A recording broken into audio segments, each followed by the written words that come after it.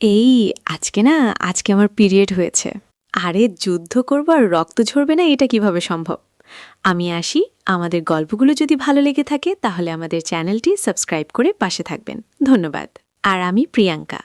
আমাদের গল্পগুলো যদি ভালো লেগে থাকে অবশ্যই আমাদের চ্যানেলকে সাবস্ক্রাইব করে পাশে থাকবেন। আর হ্যাঁ, ভিডিওটি সম্পূর্ণ শুনবেন। আপনি টিপছেন কেন? আমি টিপব না তো কে টিপবে? না, আপনি টিপবেন না। তোমার ছোট ছোট এগুলো একটু সুন্দর, ধরলেই টিপতে মন চায়। তখন তো বলেছিলেন বিয়েই করবেন না। আমি বিয়ে করতে চাইনি। না, তুমি কাউকে জানাতে চাওনি। এখন আমাকে জড়িয়ে ধরো। আমার শীতে ধরেছে। আমি জড়িয়ে ধরতে যাব কেন? আপনার হাত নেই। আমি জড়িয়ে ধরলে কিন্তু অনেক কিছু করব। কি করবেন শুনি? বললে কি আর এর মজা থাকে? করে দেখাই, তখন বুঝবে। আজকে আমার পিরিয়ড হয়েছে। আরে যুদ্ধ করব আর রক্ত ঝরবে না, এটা কিভাবে সম্ভব? হ্যাঁ, আপনি মুভির ডায়লগ দিবেন না। আমার এখন রাগ উঠছে। কেন? তুমি কি চাও আজকে সারা রাত বসে থাকি? কিন্তু আমার তো ভয় করছে। কোনো ভয় নেই, আমি আছি। আসতেই হবে। হ্যাঁ, জানি। ধরলে তো আর ছাড়তে চান না। এখন আবার বড় বড় কথা বলতে আসছেন। ওই দিন আমি কত মানা করেছে, তবুও ইচ্ছামতো করেছেন। কোন দিন জানেন না? মনে করুন ওই দিন রাতে কি করেছিলেন। সাব্বির পাশ থেকে নামতেই গা কেমন যেন শিউরে উঠল। জনমানব শূন্য এলাকা, একদম নিরিবিলি, কেউ নেই আশেপাশে। দূর থেকে অনেকক্ষণ পরপর শোঁ করে একটা করে বাস যাচ্ছে। সাব্বির গ্রামের রাস্তায় অভ্যস্ত না, শহরে জীবনযাপনে অভ্যস্ত। আজকে এখানে এসেছে সাব্বিরের ভাইয়ের শ্বশুর বাড়িতে। ও আজকে চাচা হয়েছে, আর নিজের ভাস থেকে দেখতেই এত দূর আসা। রাস্তায় কোনো রিক্সা বা কোনো যানবাহন নেই। গ্রামের মাটির রাস্তা, আশেপাশে ধানক্ষেত আর বড় বড় গাছ। হঠাৎ করে পাশ থেকে শেয়াল খুব জোরে জোরে খেউ খেউ করে ডেকে উঠছে। আর আকাশের অবস্থাটাও ভালো না। এখন আফসোস করছে সাব্বির, সবাইকে সারপ্রাইজ দেবে বলে না জানিয়ে চড়ে এসেছে। এখন ভয় প্যান্টে প্রস্রাব করে দেয়, সেই টেনশনে আছে। সাব্বির রাস্তা দিয়ে হাঁটছে, তখনই কার যেন নুপুরের আওয়াজ ভেসে আসতে লাগলো কানে। যেন আশেপাশে পেতনি বা শাকচুন্নি ঘুরছে। সাব্বির চড়ে চড়ে পা চালাতে লাগলো, কিন্তু আওয়াজটা যেন আরও বেড়ে যাচ্ছে। সাব্বির ভয়ে এবার দৌড়তে লাগলো, কিন্তু আওয়াজটাও দৌড়তে লাগলো পিছু পিছু। সাব্বির মনে মনে 5 কালেমা পড়তে লাগলো। হঠাৎ করে পিছনে কারোর স্পর্শ টের পেয়ে সাব্বির ঘুরে তাকাতে কাউকে দেখে সাব্বির চিৎকার দিয়ে উঠল। আহ, কেউ বাঁচাও, পেতনি! এইভাবে চিৎকার করে আমাকে ভয় দেখাচ্ছেন কেন? পেতনিরাও ভয় পায় নাকি? আমার ঘাড় মটকাবেন না প্লিজ। আমি এখনো বিয়ে করিনি, আমি সিঙ্গেল মরতে চাই না। আরে লাইটটা ভালো করে ধরুন, দেখেন আমি মানুষ না পেতনি। সাব্বির লাইটটা ভালোভাবে ধরতেই দেখল যে এক সুন্দরী রমণী। জিন্স প্যান্ট, কুর্তি আর কাঁধে ব্যাগ, চুলগুলো গলা পর্যন্ত, সামনে আর পিছনে ছুটি বাঁধা, চোখে চশমাও আছে।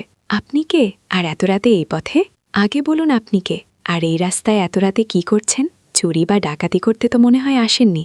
যেই অবস্থা আপনার, আরেকটু হলেই ব্যান্ডে হিসু করে দিতেন। বেশি জানেন আপনি। আমি তো থাক, আর বালা লাগবে না। এই একটা কথা বলুন, আপনি কি আমার পিছু নিচ্ছিলেন? আপনি ছেলে মানুষ যদি ভয় পেতে পারেন, আমি মেয়ে মানুষ ভয় পেতে পারি না। আপনার হাতের লাইট দেখে আমি পিছু নিচ্ছিলাম। ও, এই জন্যই তো ভাবছিলাম যে নুপুরের আওয়াজ কোথা থেকে আসছে। এবার বলুন কোথায় যাচ্ছেন এত রাতে? এক আত্মীয়ের বাড়িতে এসেছে, কিন্তু বাস জ্যামে পড়ায় আস্তে আস্তে রাত হয়ে গেছে। এখন গাড়ি না পেয়ে হেঁটে হেঁটে যেতে হচ্ছে। ও, আমিও এক দরকারি শহর থেকে এসেছি, আর আপনার মতো জ্যামে পড়েছিলাম। আপনি কোথায় যাবেন বলুন? হাঁটতে হাঁটতে পরিচয় হয়নি। আমি তুহি, আর আমি গোলাপ গ্রামে যাব। আমি সাব্বির, আর আমিও তো গোলাপ গ্রামে যাচ্ছি। কি অদ্ভুত! যাক, ভরসা পাওয়া গেল। কিন্তু গোলাপ গ্রাম তো এখান থেকে 13 কিলোমিটার দূরে। এখন সারা রাত হাঁটতে হবে। কি আর করার আছে বলুন? আকাশের যে অবস্থা, দোয়া করেন যাতে বৃষ্টি না হয়। চলুন এবার, পথ যত ফুরানো যায় ততই ভালো। সাব্বির আর তুহি গ্রামের এলোপাথারি রাস্তায় হেঁটে চলেছে। 1 ঘন্টা হয়ে গেছে হাঁটছে, কিন্তু রাস্তা যেন ফুরোচ্ছে না। আর ওরা ফরেস্ট রেঞ্জের কাছাকাছি, আর গুড়ি গুড়ি বৃষ্টি হচ্ছে। তুহি, এভাবে হাঁটলে ভিজে যাব। একটা গাছের নিচে দাঁড়াই চলুন। হ্যাঁ, আপনি তো আছেনই, তাই ভয় নেই। এই গাছটা বড় আছে, এখানেই দাঁড়াই চলুন। সাব্বির আর তুহি গাছের নিচে দাঁড়িয়ে আছে। তীব্র ঠান্ডা বাতাসে গাছগুলো এই দিক আর ওই দিক দোলছে। তুহি শীতে কাঁপছে। তুহি, বেশি শীত লাগলে আমার ব্যাটের চাদর আছে, গায়ে জড়িয়ে নিন। ধন্যবাদ, আপনি না থাকলে যে কি করতাম। সাব্বির হঠাৎ লক্ষ্য করল দূর থেকে একটা বাড়ি দেখা যাচ্ছে। তুহিকে সাথে নিয়ে বাড়িটার কাছে গেল। ভেতরে ডাক দিলেও কাউকে পাওয়া গেল না। কুড়ে ঘর, দরজাটা দড়ি দিয়ে বাঁধা। সাব্বির দরজাটা খুলে ভেতরে গিয়ে দেখল একটা চৌকি, বিছানা আর কিছু কাঠ রাখা। বাড়ির মালিক বোধহয় নেই। সেটাই তো মনে হচ্ছে। এখন রাতটা এখানেই কাটাতে হবে মনে হচ্ছে। আপনি ঘুমিয়ে পড়ুন, আমি আছি। আপনিও তো ক্লান্ত। আমি এই যে মাদুর আছে এখানে বসে থাকলেই হবে, চকিতেই শুতে পারেন। দূরত্ব মেনটেন করলেই হবে, মাটি এমনিতেই ঠান্ডা। আচ্ছা, ধন্যবাদ। সাব্বির মাঝখানে ব্যাগ রেখে গায়ে চাদর ছড়িয়ে শুয়ে পড়ল। তুহি মাঝরাতে কাঁদতে লাগল। তুহি, কোনো সমস্যা? আমার প্রচণ্ড জল তেষ্টা পেয়েছে। আপনার কাছে পানি আছে? আমার পানির বোতল বাসেই খালি হয়ে গিয়েছে, আর বাইরেও বৃষ্টি। থাক তাহলে, দাঁড়ান, আমি দেখছি ঘরে কোনো পানি আছে কিনা। সাব্বির ছোট ঘরটাতে অনেক খোঁচাখুচি করে একটা কাছের বোতলে পানি পেল। সাব্বির 2 ঢোক খেল আর তুহিকে দিল। তুহিও খেল অনেকখানি কষে, কিন্তু পেটে পড়তেই তুহি মুখ থেকে ফেলে দিল। পানিটা কেমন যেন খুব ঝাঁঝালো। আমার সারা শরীর গরম হয়ে গেছে, আর মাথাটা কেমন যেন লাগছে। এটা তো মনে হয় মদ। আমরা মদ খেয়ে ফেললাম। এটা মদ তুহি, আমার কেমন যেন লাগছে। আমারও কেমন যেন লাগছে। তুহি আর সাব্বির মাথা শুরু করলো একজন আরেকজনের গায়ের ওপর পড়ে। তুহি, তোমার শরীর এত গরম কেন? তুমি আমাকে জড়িয়ে ধরছ কেন? তুমি কি পচা? না, আমি পচা না। তাহলে আমাকে জড়িয়ে ধরছ কেন? ভালো লাগছে তাই? ভালো লাগলেই ধরতেই হবে। এ কি করছো? সকালে সাব্বিরের ঘুম ভাঙতেই নিজেকে কুটিরে একা আবিষ্কার করল। ওর সারা গায়ে কোনো কাপড় নেই, আর আশেপাশের অবস্থা দেখে মনে হচ্ছে রাতে কোনো যুদ্ধ হয়েছে। সাব্বির ভাবতে লাগলো কি হয়েছে রাতে, আর ওর সাথে যে মেয়েটা ছিল সে কোথায় গেল। এত কিছু ভেবে চিনতে যখন বিছানার চাদরটা দেখল, তখনই চাদরে রক্ত দেখতে পেল। এর মানে সাব্বিরের সাথে মেয়েটা ছিল, আর রাতে সাব্বির মেয়েটার সাথে ওসব করে ফেলেছে। মেয়েটা এই জন্যই বোধহয় চলে গেছে না বলে। সাব্বির সব গুছিয়ে নিয়ে গোলাপ গ্রামের উদ্দেশ্যে রওনা হলো। ভাবিদের বাসায় ঢুকতেই উঠোনে ওর ভাইয়াকে পেল। কিরে তুই এত সকাল সকাল কিভাবে? কখন মানে বুঝতেছি না। অনেক বড় কাহিনী ভাইয়া, অনেক ক্লান্ত আমি। গোসলখানা কোন দিকে? এই যে এই দিকে। তুই ফ্রেশ হ, নাস্তার সময় হয়ে গেছে। সাব্বির ফ্রেশ হয়ে এসে তোয়ালে দিয়ে শরীর মুছতে মুছতে যেই বাড়ির পিছন দিকটায় গেল, দেখল একটা মেয়ে দোতলায় হেলান দিয়ে বাইরে তাকিয়ে আছে। দেখে মনে হচ্ছে মন খারাপ। মেয়েটাকে দেখে সাব্বিরের তুহির কথা মনে পড়ল। সাব্বিরের আক্ষেপ হচ্ছে মেয়েটা চলে গেল কেন। মেয়েটার সাথে যা হয়েছে তার জন্য সাব্বির নিজেকে ক্ষমা করতে পারছে না। সাব্বির ভাবিকে জিজ্ঞেস করবে তুহি নামের কাউকে চেনে কিনা। গোলাপ গ্রামেই থাকে মেয়েটা। কিরে, এখানে দাঁড়িয়ে দাঁড়িয়ে কি ভাবছিস? তাই নাস্তা করবি না? তোর ভাবি ডাকছে তোকে। তোর ভাইস্তাকে দেখবি না? হ্যাঁ, দেখবো না মানে? এই জন্যই তো এত কষ্ট করে এলাম। তুমি? সাব্বির খাবার ঘরে যেতেই সবাই সাব্বিরকে আপ্যায়ন করতে লাগলো। সাব্বির খাচ্ছিল, তখনই পাশের চেয়ারে কাউকে দেখে সাব্বিরের গলায় খাবার আটকে গেল। কিরে সাব্বির, আস্তে খা, গলায় আটকে মরবি তো। সাব্বির কথা বলার মোড়ে নাই, কারণ পাশের চেয়ারে তুহি বসে আছে, এক ধ্যানে খাবারের দিকে তাকিয়ে আছে। সাব্বির নামটা শুনতেই ঘুরে তাকালো, আর সাব্বিরকে দেখে ভ্রু কুঁচকে তাকিয়ে রইল। কিরে, ওকে চিনিসনি? আমার শালি তুহি, বিয়ের সময় দেখিসনি বোধহয়। সাব্বির খেয়ে চুপচাপ উঠে গেল। তুহি সাব্বিরকে দেখে তাকিয়েই ছিল। বাড়ির পিছনের সুপারি বাগানে বসে আছে তুহি। তখনই সাব্বির তুহির হাত ধরে টেনে আরও গভীরে নিয়ে গেল। এই মেয়ে, তুমি কি পাগল? হ্যাঁ, আপনি আমার সাথে কথা বলবেন না? আরে বাবা, সরি। এখন রাগ করে কি হবে? যা হওয়ার তো হয়ে গেছে। এখন আমাকে আপনাকে ভুলে যেতে বলবেন তাই তো? একটা দিব আমি, এই কথা বলছিস? দোষ হয়তোবা আমার একটু বেশি, বাট দুজনেই মাতাল ছিলাম। তবে তুমি মন খারাপ করো না, আমি রাতে অনেক মানা করছি, বাট আপনি শুনেছিলেন। সরি তো বাবা, আমি ভারিয়ার সাথে কথা বলে আমাদের ব্যাপারটা মিটমাট করছি, তুমি টেনশন নিও না। আমি অতটা খারাপ ছেলে না, নিজের ভুল শুধরে নেওয়াটা জানি। এইগুলো এখন বলে কোনো লাভ নেই, শুধু ঝামেলা হবে। এটা একটা দুর্ঘটনা ভেবে ভুলে যাব, হয়তো আমার ভাগ্যে এটাই ছিল। পাগল, তুমি একটা মেয়ের সবচেয়ে মূল্যবান সম্পদ তার ইজ্জত, আর আমি যেহেতু সেটা নিয়েছি তাই তোমার দায়িত্বটাই আমার, ওকে? তুহি ঠোঁট ফুলিয়ে কান্না করতে লাগলো।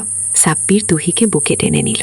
সন্ধ্যা হয়ে গেছে, এখন সাব্বির ভাবির সাথে বসে আছে, নিজের ভাইয়ের ছেলেকে কোলে নিয়ে। বলেন দেবরজি, কি বলার জন্য এসেছেন? ভাবি, তুমিও আছো? চেহারা দেখেই বুঝে ফেলবো।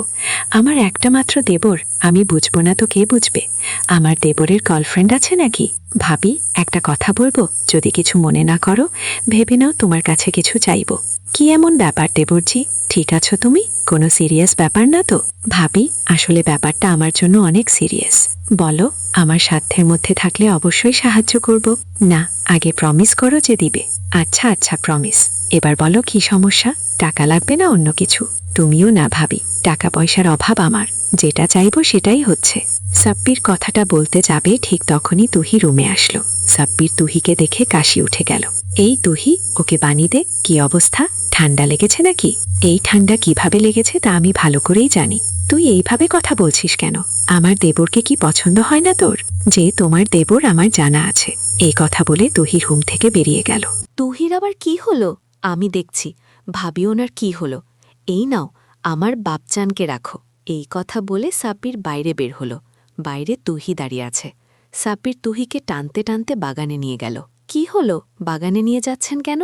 ভাবির সামনে এসে এভাবে ডিস্টার্ব করলা কেন? একটা কথা বলার জন্য এত কাপাকাপি করছিলেন এই জন্যে? আরে তুমি কি বিয়েটা ছেলে খেলা মনে করো? ভাবিকে গিয়ে সরাসরি বলে দিব তুমি আর আমি জঙ্গলে কি করেছি? সাহস থাকলে বলেন, মানা করছে কে? সাহস দেখতে চাও তাই না? এই কথা বলে সাব্বির তুহিকে জড়িয়ে ধরে ঘাড়ে গা দিল। ছাড়েন, কেউ দেখে ফেললে সমস্যা হবে। যা হওয়ার হবে। তুমি ভয় পাচ্ছ নাকি? আমার কোনো ভয় নেই। ভয় আপনার। আমার হারানোর কিছু নাই। আপনাকে কেউ দেখে ফেললে মানসম্মান সব যাবে। সাব্বির তুহিকে ছেড়ে দিয়ে চলে এলো রুমে। সকালে ঘুম থেকে উঠেই ভাবির কাছে গেল। কিরে, এত সকাল সকাল? ভাবির সাথে কথা আছে, তুমিও থাকো। কালকে রাতে না বলেই তো চলে গেলে। কি কথা? ভাবি, আমার তোমার বোন তুহিকে অনেক পছন্দ হয়েছে। এখন তুমি কি করবা আমি জানি না। আমার তুহিকে চাই, না হলে এই জীবন গোলাপগ্রামের নদীতে বিসর্জন দিব। কথাটি বলেই সাব্বির চোখ বন্ধ করে ফেলল। চোখ খুলে দেখল ভাইয়া ভাবি হাসছে। এটা বলতে এত আমতামতো করছিলে? তোর পছন্দ আছে? আমার শাড়িটাকেই পছন্দ হলো অবশেষে। তোমরা রাগ করনি? রাগ করার কি আছে? তোমার আম্মু তো অনেক আগে থেকেই তুহিকে তোমার জন্য দেখে রেখেছে। আম্মু তুহির কথাই বলেছিল, কিন্তু তুই কি বলিস আবার, তাই আর বলিনি। আমি আম্মুকে ফোন দিয়ে জানাচ্ছি। ওয়েট, আম্মু জানলে আজকেই বিয়ে পড়িয়ে দিবে। সবাই জানাজানি হলে তুহির সাথে সাব্বিরের গ্রামীণভাবে বিয়ে দেওয়া হয়। এখন বাসর রাতে। এখন মনে পড়ছে? মনে পড়ছে। এবার একটু আদর করতে দাও প্লিজ। এখন তো লাইসেন্সও আছে। আদর করাটাই বোঝো। কেন, তুমি কি চাও না আমি তোমাকে আদর করি? আমি চাইলেই আর না চাইলেই কি কারো কিছু আসে যায়? তাহলে এবার একটু আদর করতে দাও। এই তোমার ঠোঁট এত নরম, আগে জানতাম না তো। আরও অনেক কিছুই নরম। খুঁজে দেখো, পেয়ে যাবা। প্রতিদিন ভালোবাসার নতুন নতুন গল্প পেতে চ্যানেলটি সাবস্ক্রাইব করে পাশে থাকা বেল বাটনে ক্লিক